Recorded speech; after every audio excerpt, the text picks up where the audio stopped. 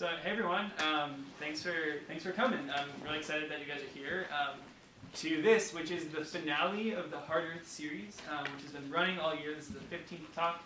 I'm really excited about it. I've definitely learned a lot as the course facilitator over the past academic year, and I'm excited to learn some more tonight. So thanks for being here. My name's Andrew. I'm a PhD student in civil engineering, and I've been facilitating the Hard Earth series throughout this year. And it's been great, and I'm excited that you're here. And I just want to thank Robley Hall for hosting this series over the course of the academic year. In particular, Jeff Ball, who is the resident fellow of Robley. And I'm going to turn it over to Jeff to say a few words. And yeah, once again, thanks for being here. And Jeff, how are you? Thank you all for coming. I'm going to do this really quickly. But so I live with my wife and our 2 teenage daughters 10 feet from here. It's a crazy, crazy existence, but it's a lot of fun. We live in an apartment over there. And so Andrew, in fact, there's Ella, my older daughter, sitting right there. Thanks for being here. I would just want to give you a little bit of background, and then I'm going to tell you for a second about Stephan, about what a treat you're in for.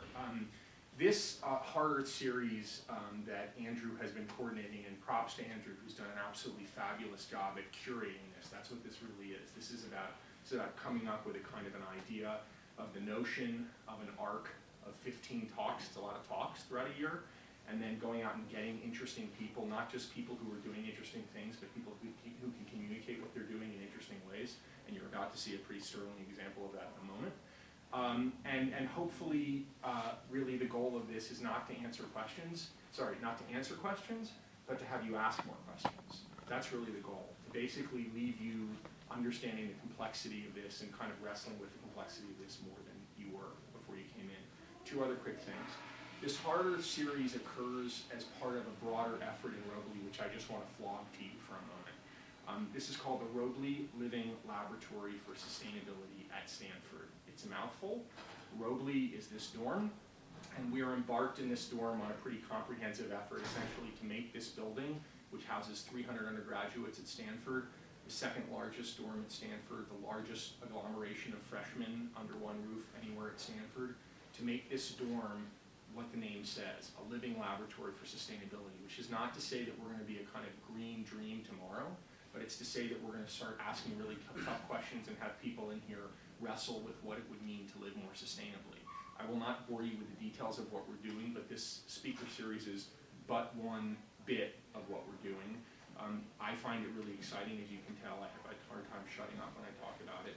And I will just leave you with the notion that if any of you are interested in being a part of this, whether you're an undergraduate or a graduate student, or a faculty member or a staff member, or you're in the community and you're not affiliated with Stanford, hang out afterwards and we can talk. I think it's really, really exciting stuff. Okay, enough about that. I just want to introduce Stephan. So everyone is here presumably because you've read Stephan's bio, and I'm not going to repeat that to you.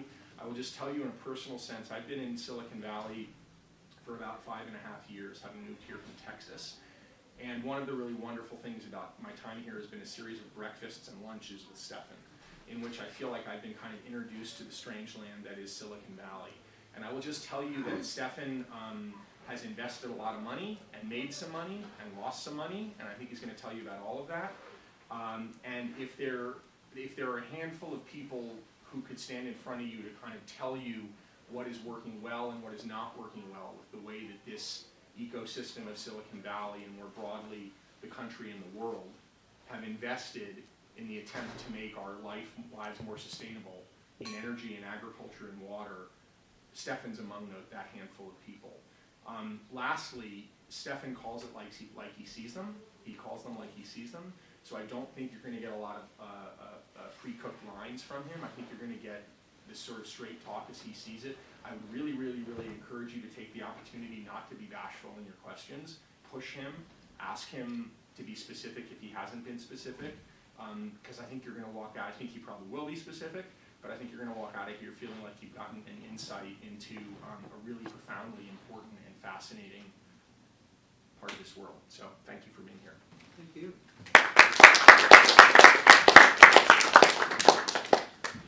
So it's last thing. So Stephan's going to talk. Just so you know, you all have to ask questions at the end. So we're going to be here basically for an hour. Stephan's going to talk for 20 or 25 minutes. And then let's have a real conversation. So please dig in when Stephan's done. Thanks. Sorry. So it's a fascinating day to be here because of today's Paris Accord announcement. And let me start by saying, what struck me in listening not so much to the announcement but to the news afterwards is there's 4 people that always get called upon to comment on this. There's the worker who feel like their job's threatened and this is all about jobs, and they're commenting about, it's a great thing that we've gotten out of this Paris Accord because now I can get a job.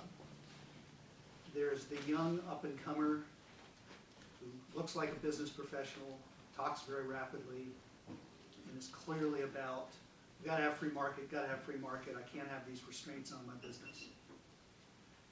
There's usually the ecologist professor who talks about sort of the complexity of the issues, why this matters, and is often, as my youngest son says, some of the dumbest smart people I've ever met, because they're so smart that they make no sense.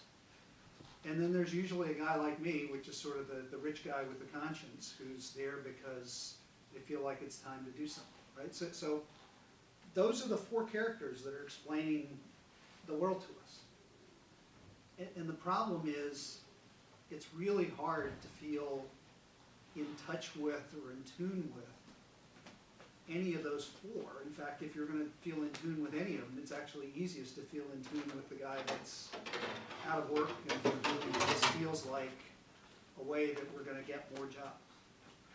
And I think that's a reality that is a big part of where we are. And it's a big part of some of the things that I didn't realize. One of the other realities I have is, as Jeff said, I've spent most of my last 40 years here in Silicon Valley, but my wife comes from rural Texas, and so I frequently go back to Texas and I talk to other members of her family and I try and explain what I'm doing and why I'm doing it. And there's this really strained balance between sort of the individual ego and insignificance, because most of the people I talk to there kind of look at me and go, look, there's no possible way that anything I'm doing in terms of driving my truck or using oil or burning coal could possibly affect the planet as big as this. Can't be. Right? So there's this feeling of insignificance. And then the flip side of it is, and anything that I do, I ought to be entitled to the fruits of it. So stop getting in my way in terms of telling me that somehow I've got a significance to this planet that I just don't understand and don't see. And so that's the reality we deal with. And I think one of the things that's really interesting in terms of what Jeff's told me about the dorm here is it is so hard for us individually to understand the externalities that our lifestyle creates. And just measuring those externalities, measuring what's it actually cost from a carbon standpoint for me to fly across the country? What does it cost for me to eat food that's been brought in from South America fresh? Like, there's so many things that we just take for granted that nonetheless have externalities. There's been a lot of publicity. In fact, today there was a lot of notions about, look, the U.S. is actually doing great. Our carbon footprint is going down. We're dramatically improving. Well, part of the reason we're dramatically improving is because we've moved to a service economy, and we're getting most of our goods from places like China and India. So the reality is, we may not have actually improved our overall footprint at all. We just moved it. But those of us who live here in California often also don't realize that an ever-increasing amount of our air every day is filled with particulate matter that's blowing back across the Pacific Ocean from China and India. Right? So clearly these things are having effects, but it's really, really hard for us to understand the collective impact that we're all having, and therefore to take this seriously enough. And so for me it's meant there's a huge, huge lesson about people and what people are willing to do. In fact, there was one thing I probably should have studied much, much more seriously when I first started down this path. It there was the history of Easter Island and sort of saying, how could a population live on an island and basically cut down every last tree until there was nothing to live from? How could you be so stupid? I mean, that's, we're dealing with an entire planet. On an island, it's pretty obvious that, by the time you're cutting down the last few trees, there's not going to be any more, and yet, yep, we do it, right? So that's part of the reality. The other thing that I think is an interesting juxtaposition these days is sort of what I call the Darwinian aspect of all this, because so much of what we talk about is we're going to get to 9 billion people on this planet, and there's not enough water, there's not enough food, there's not enough resources, there's not enough energy that 9 billion population could possibly live a lifestyle that looks anything like ours. And I think there's a significant chunk of this planet that basically says, you know what, let Darwin take effect. Maybe we don't need, maybe we don't want 9 billion people. And maybe it's not such a bad thing if, in essence, wars erupt and really, really bad things happen, but we somehow, through all kinds of cataclysmic events, get ourselves back down to 1 million or 2 million people, or a billion or 2 billion people. And we can go back to life the way it was 200 years ago. Use all the resources you want, pollute all you want, doesn't matter, there's just not enough of us to matter. Right? So these are not easy issues for us to deal with. And as an investor, I came into this world kind of thinking, okay, there's really two ways of doing this. We can sort of do the Jimmy Carter approach, put on a sweater, turn down the thermostat, use less energy, use less water, conserve, and basically reduce our lifestyle. As an investor and a technologist, that didn't really appeal to me. And the other alternative was, can't we make more from the same stuff? Can't we use water more productively? Can't we be more productive in terms of how we create energy? Can't we make all the resources we use more productive in a way that says, we still have the same starting point, but there's lots of other things that we've made more productive. If I can just do the same thing with natural resources, then maybe there is a way for 9 billion people to actually have a lifestyle that looks like the lifestyle we have today. But to my mind, that was the equation, and I went down a path that says, I think we can do this with technology, and I think Silicon Valley is the place to do it. But I was way, way too naive about that. The first thing that I think I failed to realize is that ultimately, and I'm going to say nobody cares. Nobody's too strong a word. You guys wouldn't be here listening to this if you were in the nobody cares category. But a far, far too small a percentage of the planet actually cares about these issues in a way that says, I'm ready to do something about it. And what that really means is, on the path to getting to more productive and cheaper energy, water, materials, resources, food, etc., every other technology goes through a learning curve. Every other technology ultimately tends to be more expensive before it becomes cheap enough. And Silicon Valley was built largely on going into white space areas.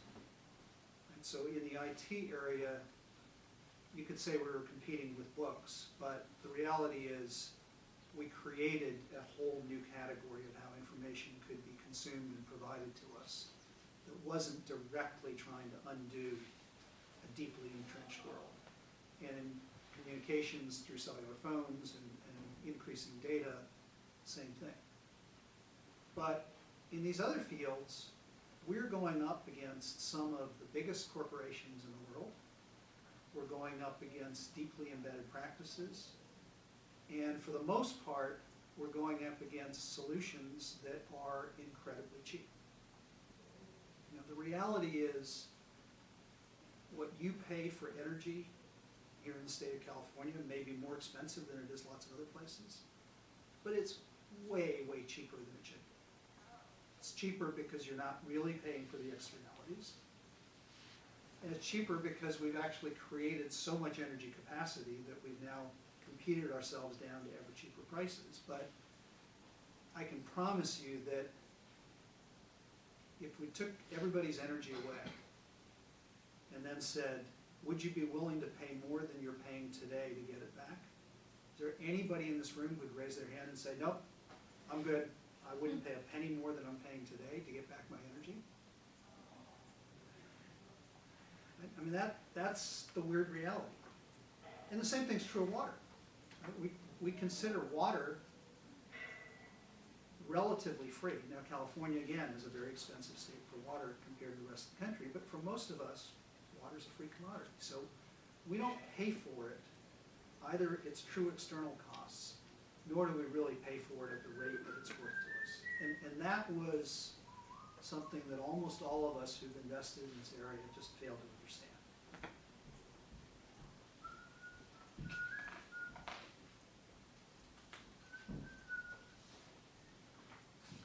So let me talk a little bit about that.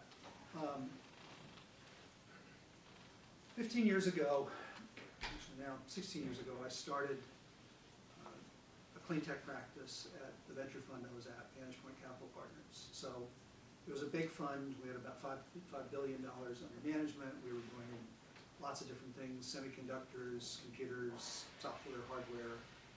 I'd originally joined the fund and started both a software practice there and a biotech practice there. And then we had the 2000 plus 2001 market crashes.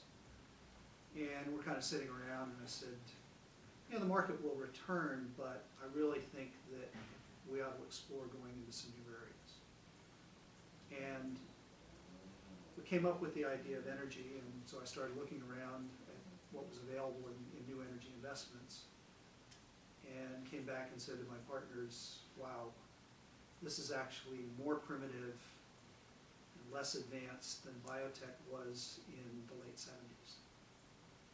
So there's a lot of well-meaning scientists, there's a lot of people who care deeply about this, but they don't have the expertise, they don't have the business skills, they certainly don't have the capital to face up against the industries they're facing up against. And we almost walked away from it, and then ultimately I teamed up with a bunch of very large corporate players and discovered that for some of these big corporations, and the truth is there were more European corporations than US corporations at the time, but it included British Petroleum, they were actually saying, look, we do see the writing on the wall. We do understand that we're going to have to do things differently, and we're going to have to start addressing these things. And we're willing to team up with you to start making investments. So we did. We put $1 billion in the ground. We invested in 36 different companies. And if there was a skeptic in the room, they'd basically say, except for Tesla, everything else failed. And oh, by the way, Tesla isn't really an efficiency, energy productivity play. It is a success because it's faster, it's sexier, it's got a better information platform, it's just a better user experience. I didn't buy my Tesla because it was energy efficient. Right? So suddenly, 16 years later and $1 billion later, you go, wow, that's a lot of money, it's a lot of investments, and you know, to say they all failed isn't true, but they weren't successes in a Silicon Valley context. You know, and in fact, if it hadn't been for Tesla, on average, the whole thing would have generated a loss instead of a return. So those odds don't work. They're not odds that this community is going to get excited about. And so 2 years ago, I left Vantage Point. I decided that I would sit down and take out a clean sheet of paper. In fact, two of my biggest LPs, the CalPERS and CalSTRS pension funds, asked me to say, look, you've been doing this for 15 years. We respect how you think about this, but we've got a commitment to go forward, but we're not going to go do the same thing for the next 15 years that we just did for the last 15 years. So if you had to do it all over again, what would you do? And so created a new firm called Resourcient, and the notion was really to create a broader business that wasn't just an investment firm, but was also a firm about thought leadership and doing some consulting work. And there were 4 themes that we were focused about. We were trying to figure out how do you create businesses and communities that we call resourcient, which is they're prescient about where they're going. They're resourceful, not only with their resources and their assets, but also their people. They're efficient in the way that they utilize scarce resources, and they're resilient in the face of a rapidly changing world. So that's what Resourcient is about. And we've begun to have some really interesting conversations about where that goes, but along the way, a couple of other things came up that I think have made the journey that much more interesting. So I got involved early on in something called the Oil and Gas Climate Initiative. It's a group of 10 European oil and gas companies that was started by their CEOs, and in particular the CEO of BP and the CEO of Total. And basically what they said is, look, we're going to have to do something about carbon. And the reality is carbon capture is a massive failure. We've all spent a lot of money on it. We're not making progress, certainly on the energy generation side. And at the moment, most of us are trending more towards fracking and shale gas. But there's a big problem that we've been able to sort of hide from the public, but that is a reality that at some point is going to leak out, which is called fugitive methane emissions coming out of those wells. And we're putting a huge amount of methane up into the air, and from a climate change perspective, that methane is even more dangerous than the carbon we're putting out. So we got to do something about those 2 things. And it's not working, us individually doing this. And so what was really interesting about this is it's the first time that you've actually had a group of disparate companies come together and say, we're going to pool our resources, we're going to form a new entity, we're going to hire a new outside team. So one of the big battles on this thing early on was all the business units and all the venture units showed up and said, well, we got to be a part of this. And the CEO said, no, you're not, because you're just going to do what you've been doing. So we're bringing in an outside team, and we're going to intentionally exclude you guys from this. So they put together more than $1 billion. They've gone through the hiring process. They're now putting a team on the ground, and we've yet to see where this goes. But it was really an interesting step in terms of saying, can we do this in a consolidated fashion? I then got a surprise call from a good friend of mine who I had brought to Vantage Point with me, and who had left to go work for Bill Gates. And this was shortly after the Paris deal was announced. And he said, you know about this breakthrough energy fund that we're creating? And I said, yeah, I just wrote a piece in Fortune criticizing it. And he said, well, instead of criticizing it, how about you come help us build this? And so I spent 12 months with the Gates team in trying to figure out how do we make breakthrough energy work. And interestingly, there's a lot of similarities between what we were talking about with the oil and gas climate initiative. Again, here instead of 10 corporations, it's roughly 30 billionaires from around the world. It's a couple $1 billion in size. It is much more early stage focused. But it's again the notion of saying, you know what?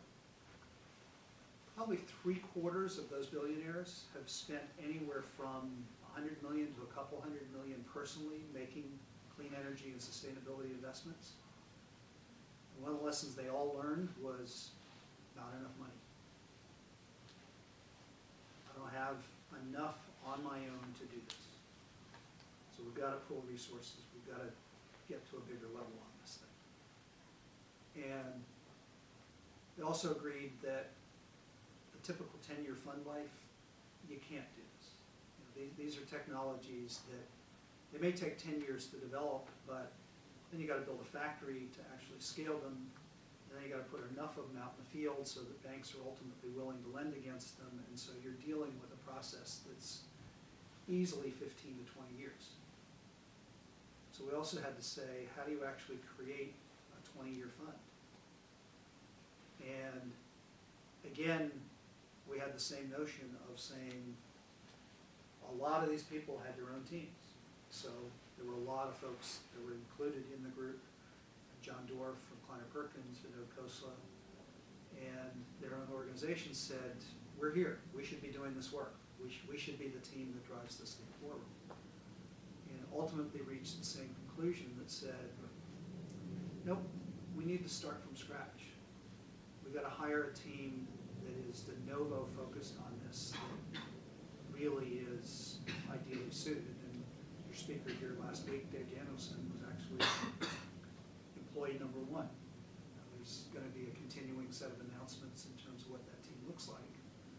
But it's yet another very interesting effort in terms of saying, how do we do this? And it represents sort of the U.S. venture version of it.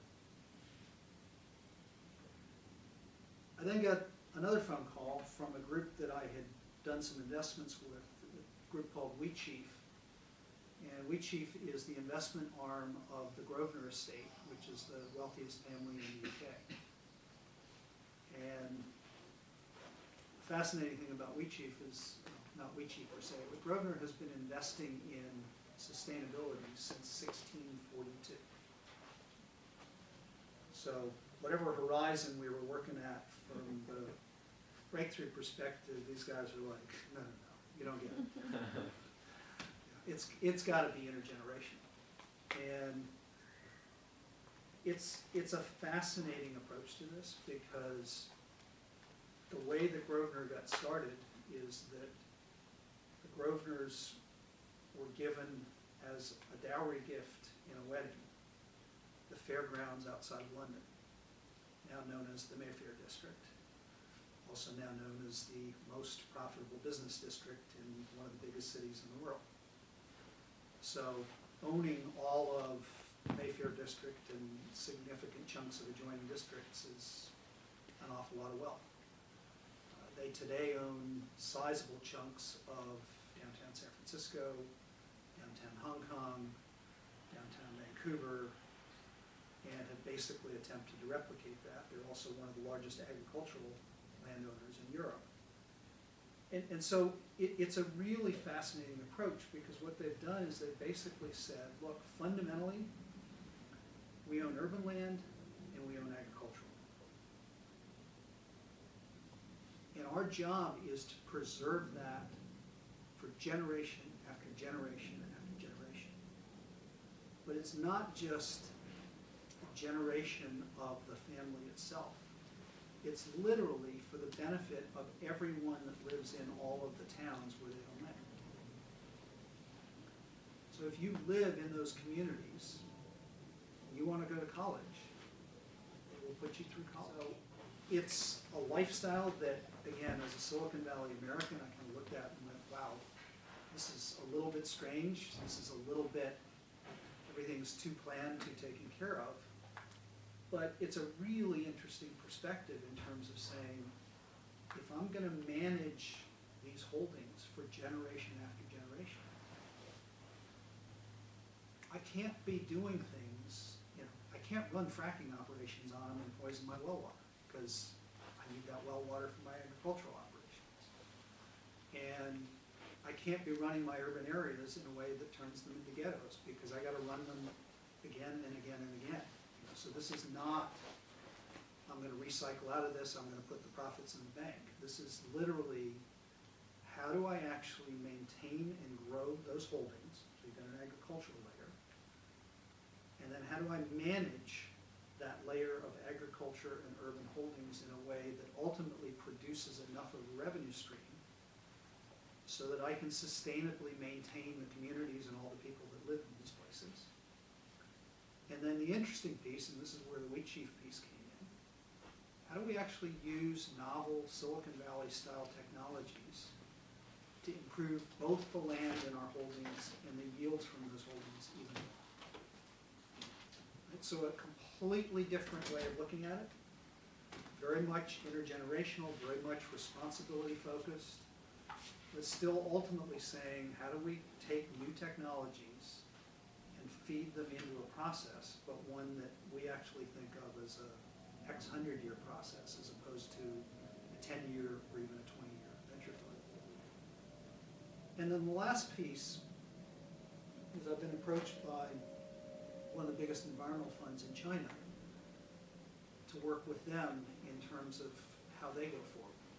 Right? And so, yet again, a completely different picture, because in China we've got a whole notion of, we actually have an industrial plan, we have an energy plan, we've got a series of 5-year plans that say, this is where we're going, this is how we're going to get to where we need to go. And you've got a government that says, we're actually willing to invest at the scale that our government hasn't been willing to invest, and that we in Silicon Valley couldn't invest. Because the unfortunate truth is, this is not, certainly not a millions game, but as I learned, it's not even a billions game. And it may not even be 100 billions game. It may be a trillions game. And if we can't move trillions of dollars of investment from where they are today to focusing on this, we're not going to succeed. And so far, the Chinese is really the only government that I've seen that have said, yeah, we get that. We've got to move money at that scale. We've got to be willing to do that. We've got to be willing to actually let cities compete with each other. So we may spend 100 million over here, and 100 million over here, and 100 million over here, and another 100 million over here, and 3 of those 4 may fail. But if out of this last one we get technology that works, that's where we're going. Contrast that approach to what we did with the loan guarantee program in Cylinder. We spent a huge amount of political warfare on the notion that we had one little company that failed in a program that ultimately made money for the government and paid back. It was a very, very profitable program. But I would guess 90% of the ink devoted to our federal government effort went to the failures as opposed to the successes. So it's interesting to see the effort in China. You know, there's some aspect to it that they get the long game. They certainly understand that this is not about quarterly earnings. And they understand that you have to have a national policy about this. But if I go back to those 4 characters I described at the beginning, if I take the Chinese approach to this to the free market economy guy, he's going to say, no way, no how. That's not our world, that's not how we do things, that's never how we're going to do it in the US. So it doesn't strike us as a way that we want to go after this. In fact, that same guy is not going to like the way that the wheat chief guys are doing. In fact, a lot of what we've heard in the last election was that we were headed way too far down a path in terms of a Democratic administration that was going to turn everything into a governmental approach and everything into management on our behalf, and that was really bad for us. And certainly there's a big part of our culture that says that's not the way we want to do it either. So we're sort of stuck with the approach that we've taken in the US. And the question is there something else we can do? And so let me leave this with sort of what I call my depressing and hopeful reality. The depressing part is we're going to be Easter Island unless we take this massively more seriously than we collectively do. And the reality is we're not very good at that.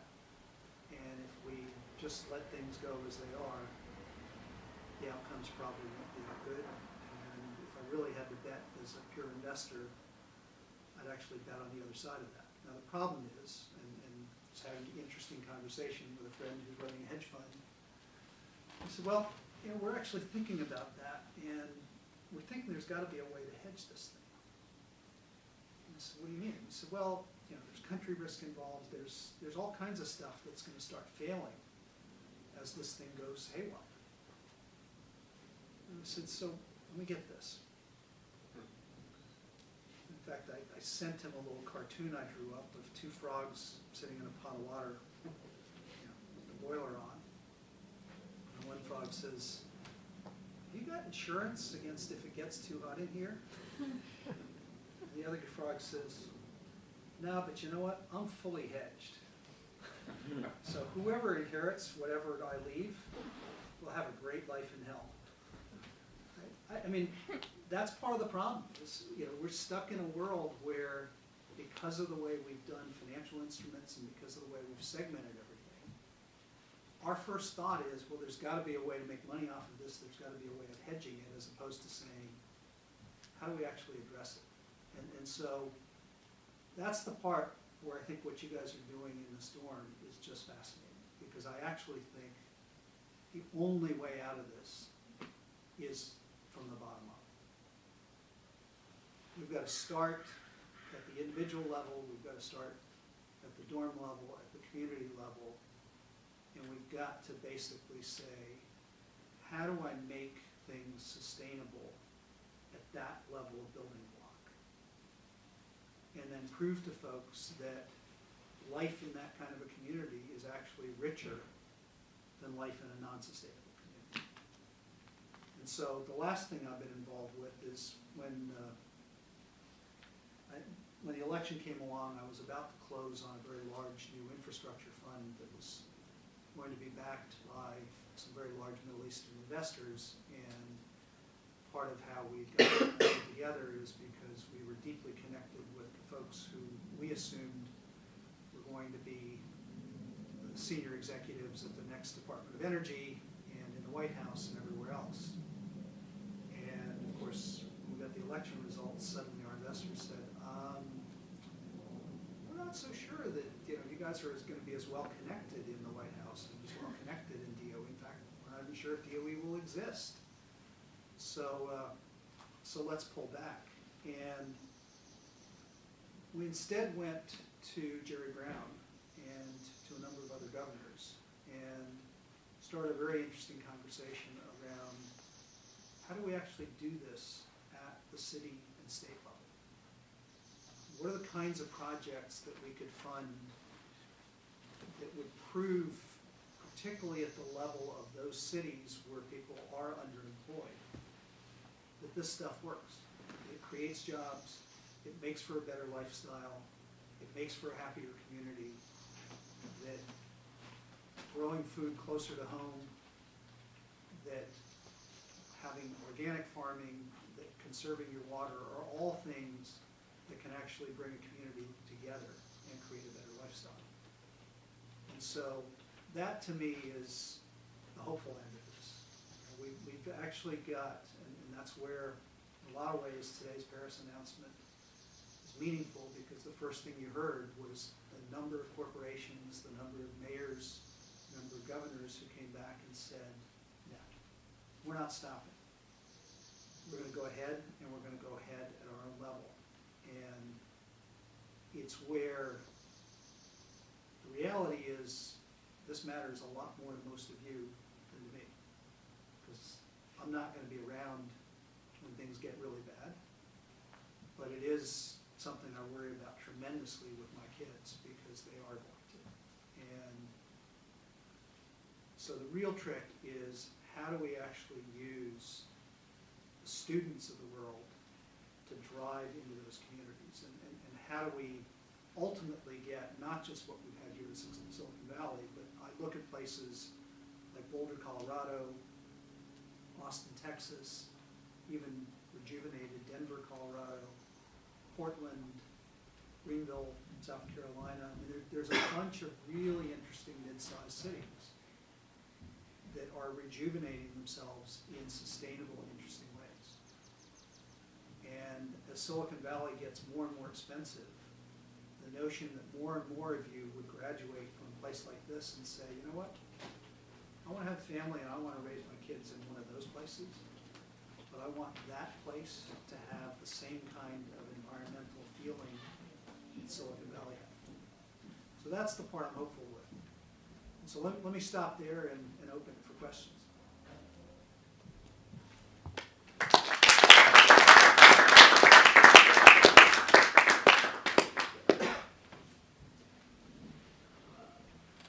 Yes. So if I count this right, you're doing like 5 really big, really important things.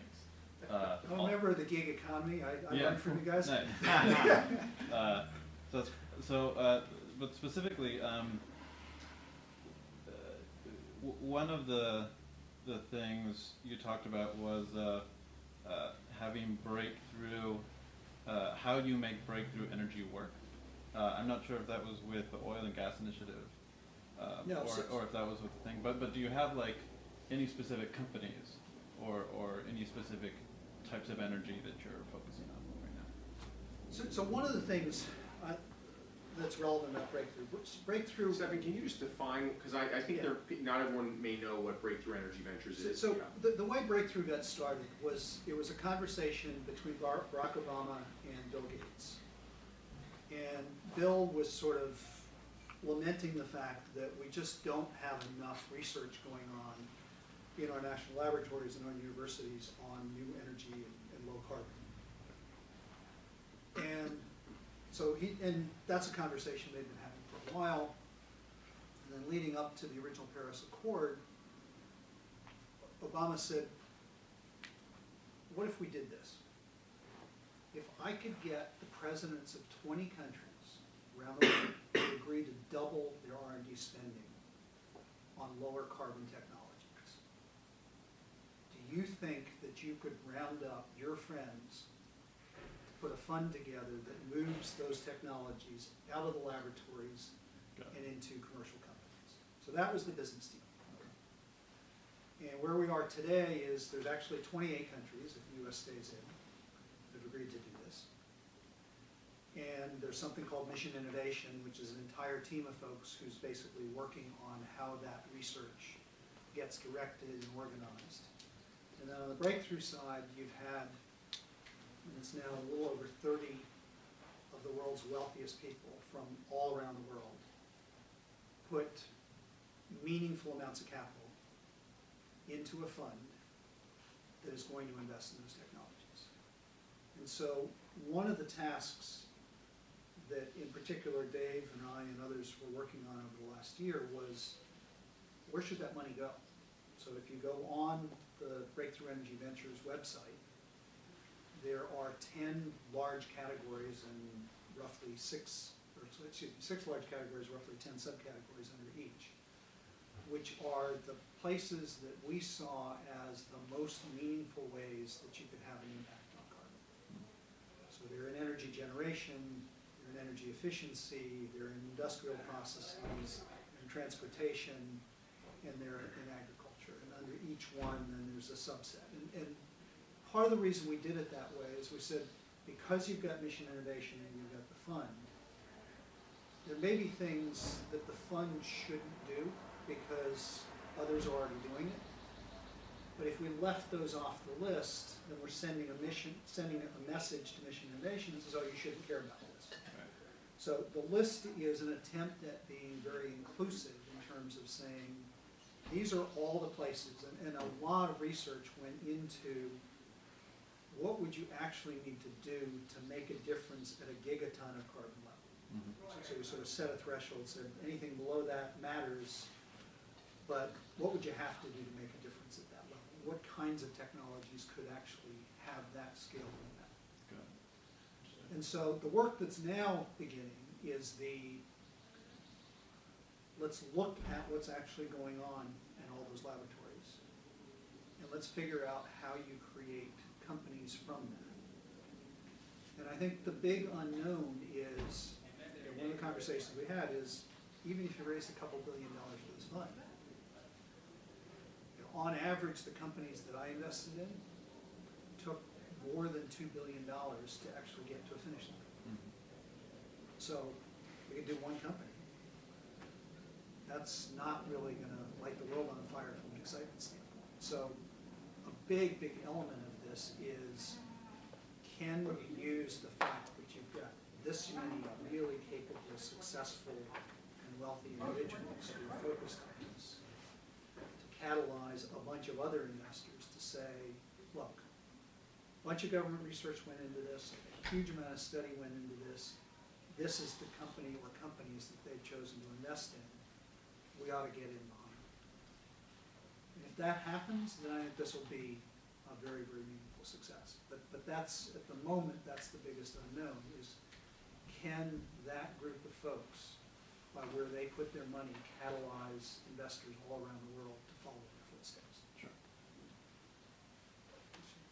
Something I'm on that point a little bit confused about is like whether this is more on the side of almost charity or socially minded investing, and like how much, what you think the pros and cons of either side are, and how much really you hope to get back in terms of like dollars versus just like a better planet for your children.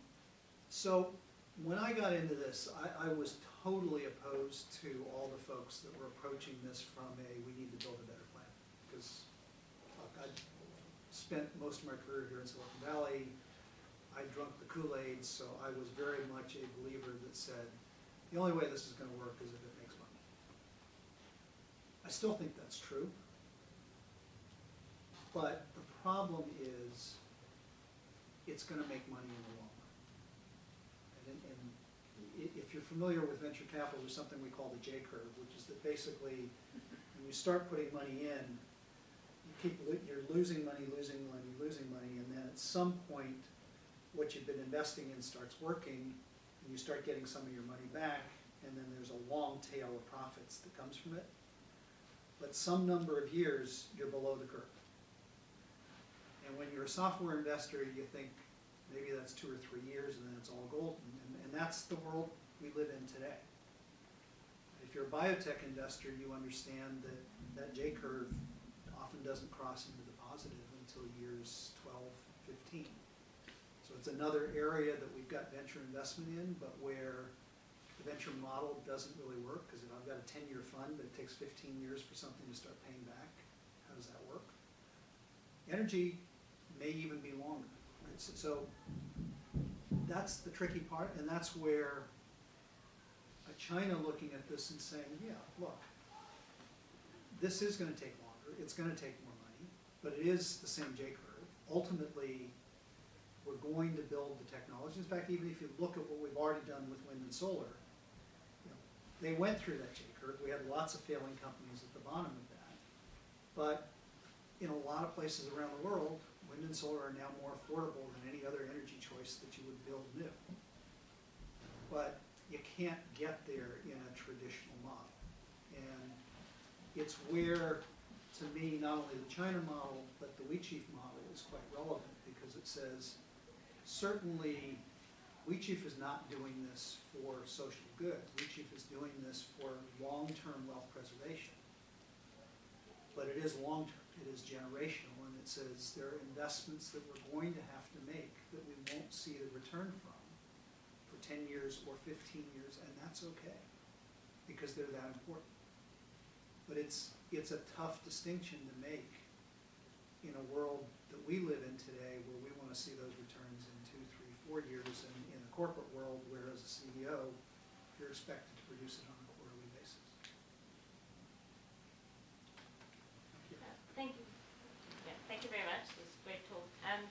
Firstly, I'm very interested in sort of the bottom-up approach, and I think there's a lot that can happen there. But what I've been struggling with personally is behavioral change, and how to install behavioral change even in people that kind of mean well and want to do well, but just it's so hard, I find, to change that behavior. So I'm curious to hear your thoughts on if you think there's a place for sort of more social psychology type of research or input, and even sort of on a broader level, like a city level, how you can sort of incorporate that to try and instigate behavioral change on a larger level. So I used to think, again, sort of this is the professorial side of my 4 guys, that we could just explain our way out of this and people would understand. Not a chance. Right? So The only way that's going to happen is to demonstrate.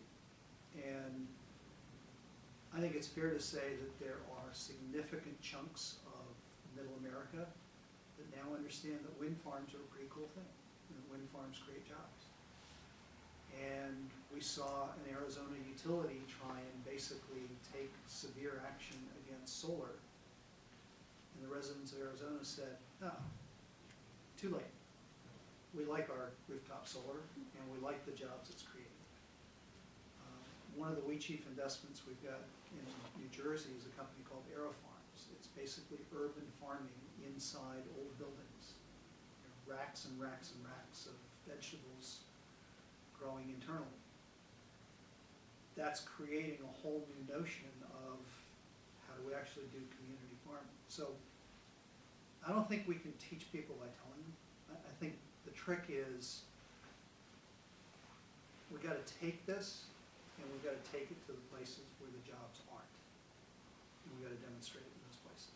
And until we do that, it doesn't work. So in the beginning you mentioned how there's certain types of people who tend to get to comment on like climate mitigation. How can we make sure that there's more student voices in mainstream media in terms of commentary on things like Trump pulling out of the Paris Agreement? So this is an area where I'm a neophyte, right? So I'm learning from my kids how to tweet, and Resourcient actually has a Twitter account, but I'm certainly not on Instagram, I'm not on Facebook. I'm just learning how to use LinkedIn as a more successful communications medium. But the truth is that if you go back to what we were just talking about, you've got to start with examples. But I think for each of you, the question is, how do you convert first one and then another person one at a time? And how do you actually not try and explain the whole thing? Because there's too much complexity, there's too many interdependencies. Any attempt to try and really describe this in a meaningful way is going to fail because people just I can't handle that much information. So the part where social media can be interesting is you can get the word out about little things. Right? There's lots of places in this country that do not understand that we have massively more solar jobs than coal jobs. We have massively more wind jobs than coal jobs. That's not common knowledge in a lot of places. And so there are bits and pieces of that. I mean, Tesla is another good example. Almost anywhere I go, people are fascinated and want to know more about Tesla and how does it work and what's it going to do. And so we've got to take those successes and we've got to talk about them one little success at a time so that people say, I've heard all this rhetoric, but I'm getting these tidbits that seem like they're true, that aren't resonant with that rhetoric. And that's the only way I think we're going to turn people around. Thanks, Stephan, for sharing your experiences with us. And I'm curious, the Exxon vote recently, the shareholders came out, and that was like one piece of positive news that I feel like it's come out of the last couple of days.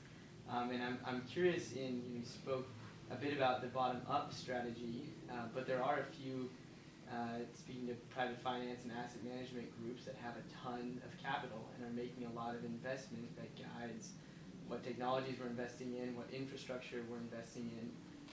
And you spoke a little bit about externalities. And I'm wondering, in your experience, or looking to the future, do you see any mechanism by which we can encourage or mandate asset management firms to incorporate these externalities into their decisions? So one of the other groups that I've spent quite a bit of time with, in fact, the chairman is one of my former CEOs and somebody I brought into the fund. It's a group called Carbon Tracker out of London. And they've done some outstanding research reports and basically have led the discussion on stranded assets.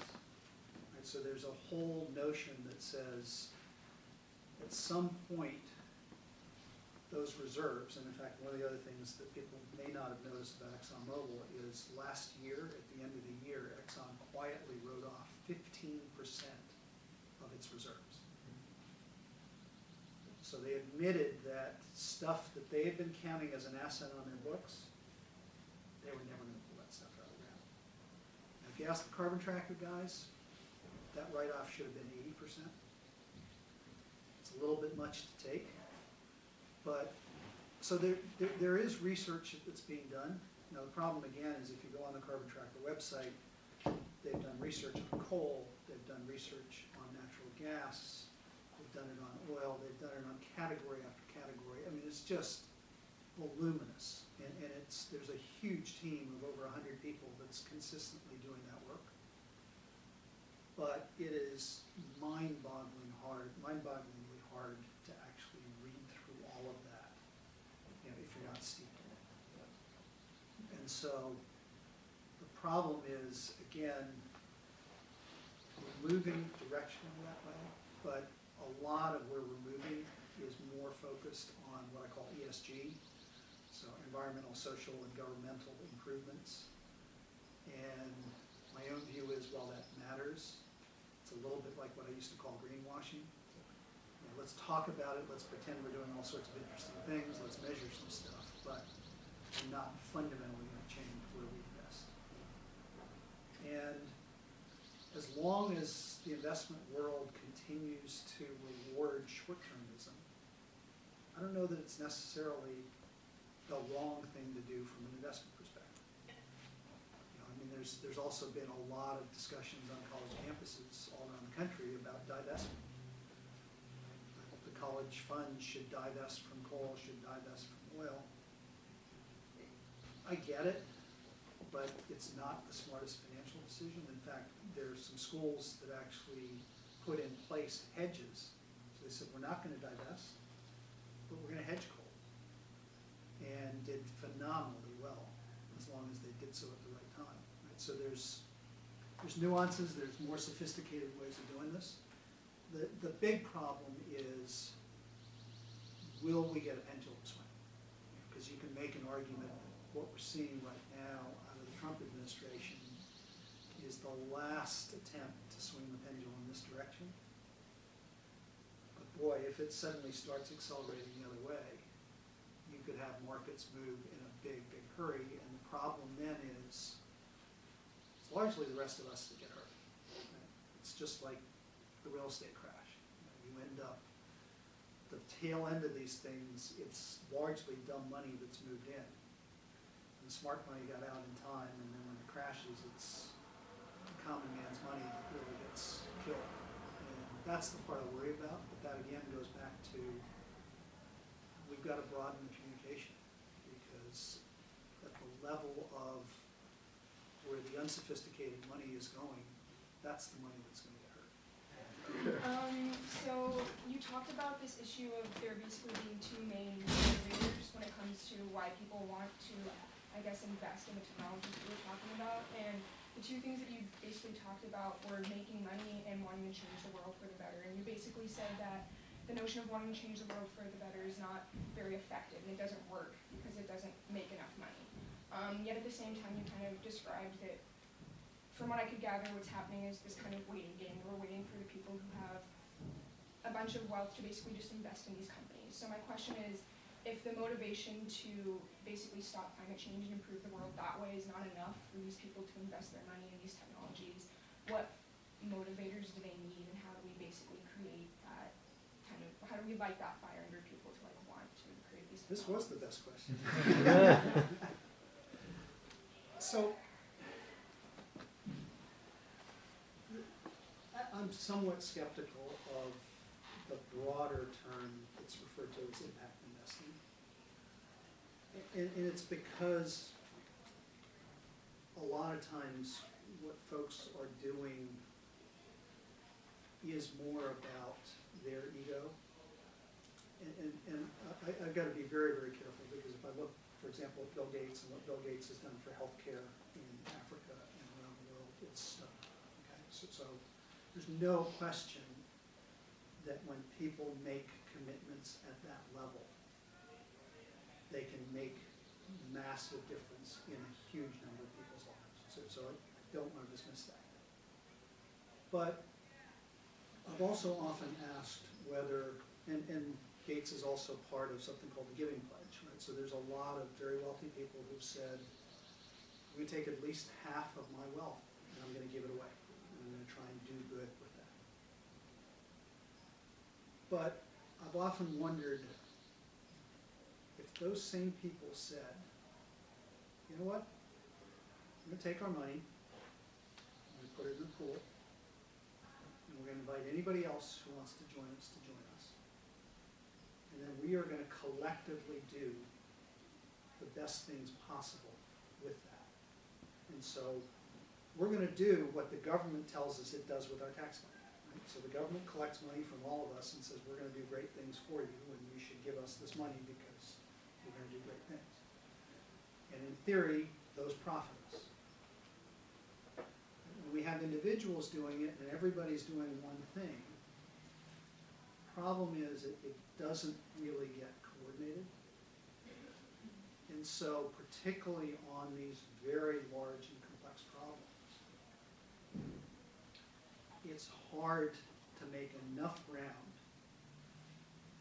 And again, if you think about this from somebody at my age saying, I'm going to put $100 million to work in trying to solve the water problem. It's not going to be enough money, and I may not live not long enough to really see it go, and so it may just die here. So a big part of this is ultimately, how do we connect the dots? So it says, you don't want to give up on the notion of doing good. You absolutely don't want to not think we're all going to benefit from it. But if we don't organize it in ways that bring others in, and sort of create a business process out of it, then I think it's much, much harder for that to build its own momentum and keep going. And ultimately, I do think that almost everything we do, if you think of this as productivity, if we make water more productive, if we make land more productive, if we make land more productive in terms of the energy it produces, all of those create more wealth. So it's not as though the things we're trying to do can't possibly create more wealth. They can if we succeed. So I'd like us to think about it in that context of saying we will be better off, we will be wealthier as a planet for doing these things, but we've got to find mechanisms today that allow us to have that kind of long-term perspective. Will it help? Mm-hmm. Jeff, thanks. This was fun. Thank you.